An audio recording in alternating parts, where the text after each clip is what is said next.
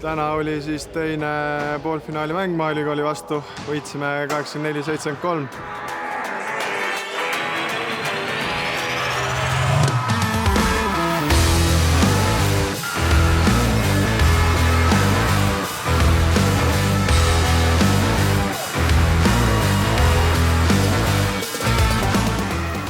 Emotsioone on palju, võidu kätte saime, kodupublik oli väga mega, et sellise atmosfääri ees on täiesti lust mängida. Kutid toetasid teineteist, mängisime võistkondlikult, rääkisime kaitses, et kogu selle supi kokku panna, siis ma arvan, et selline võikski see tulemus olla.